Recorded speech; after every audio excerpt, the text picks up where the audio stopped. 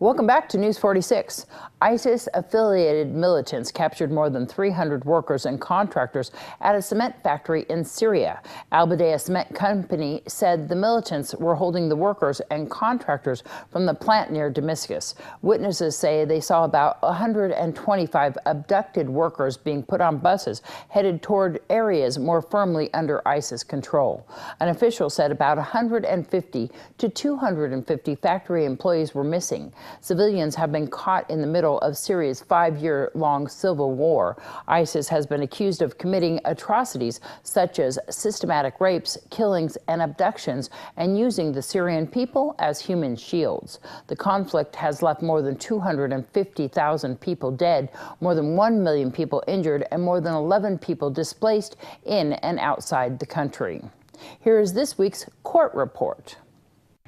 In this week's court report, Brian Patrick Hearn now faces a total of 20 counts involving sexual assault, lewdness, and first-degree kidnapping regarding alleged incidents with 2 minors. Hearn was in court again Wednesday morning during a very lengthy preliminary hearing to face the Category A felony charges that were formally filed last week. After an 8-year-old and an 11-year-old stated 30-year-old Hearn had been sexually abusing them for several months, which according to the victim's mom is alleged to have been between March 2015 and March 2016. Court proceedings paused Wednesday as the defense and prosecution discussed who should be eligible for their children to pick as their emotional support and supervisor during the children's testimony in court. At issue, defense attorney Jonathan Nelson said the biological father has no custody, citing abuse and neglect allegations. Their biological mother does not have custody at the moment either. Mr. Nelson also said the children's grandmother was present when these current allegations against Hearn were brought forward. Once a decision was made and the grandmother was chosen, everyone was sent out of the courtroom because the prosecutor, attorney Katrina Samuels, requested a closed courtroom during testimony of the children. While waiting, a few court attendees who are relatives of the alleged victims got very emotional in the Justice Court lobby with passionate pleas and tears even flowing. The alleged victim's mother spoke with News 46 about the case and refuted the allegations against her husband, the alleged victim's stepfather. Why do you think the girls gave the statement that your husband sexually abused them? I think they could have dreamed up something or seen something on TV, because we've caught the girls watching inappropriate things on TV with sex scenes in it, but we put parental locks on those, and we took their TV away and everything, and then they had to go in the living room, and we all had to sit down and watch TV with them so they can be watched and observed of what they are and are not allowed to watch on television. Did you get a chance to ask Mr. Hearn if he actually committed the crimes? I did. Crystal Hearn says Brian Hearn claims he'd never hurt his stepdaughters. Mrs. Hearn also told News 46 she can't have any contact with her children right now, and that Crystal's stepmom and her biological dad are the kids' legal guardians for now. Crystal also said that after Wednesday's proceedings, it's possible she might get supervised visits with her children.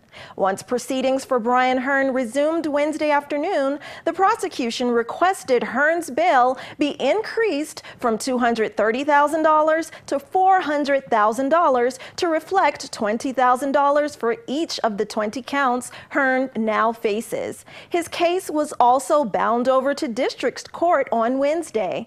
Hearn remains in custody with an arraignment hearing scheduled on May 13th. This has been your court report. I'm Unette Gentry for News 46. Thanks so much, Unette. Last week, we met with Steve Cantwell, owner of Green Life Productions, who introduced us to his unique style of cultivating medicinal marijuana through the science of permaculture. There was an obvious color issue with the interview, and News 46 would like to express that there was nothing wrong with the camera, that in fact it was the grow lights in the facility that was making everything pink.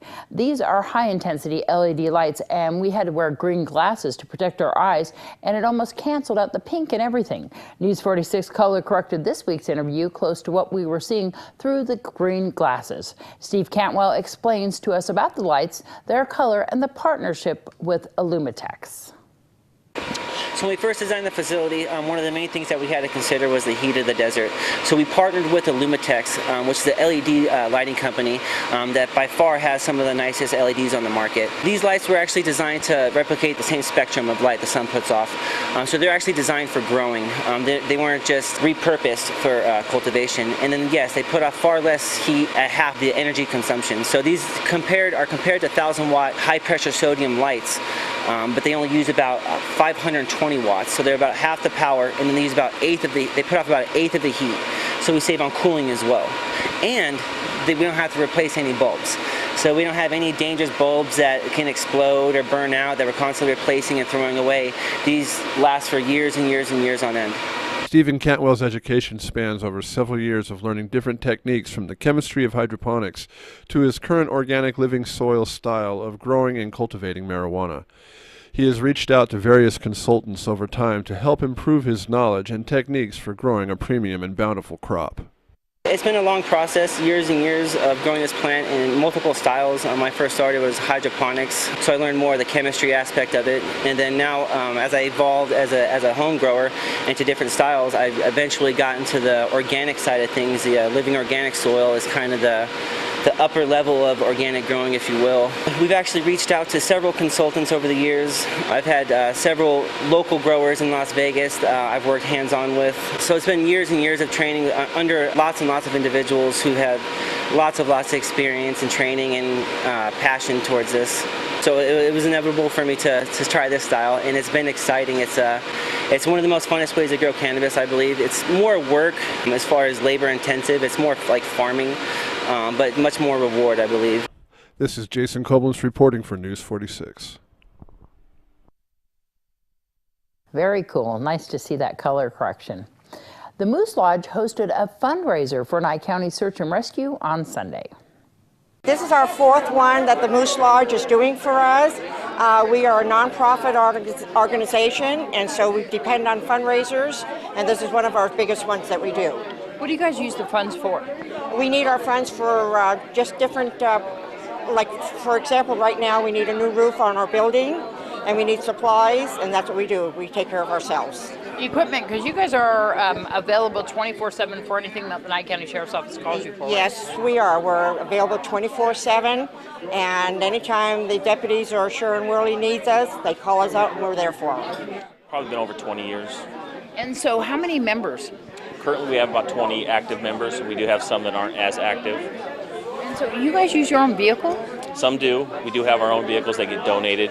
Valley Electric has donated some vehicles, but most people use their own.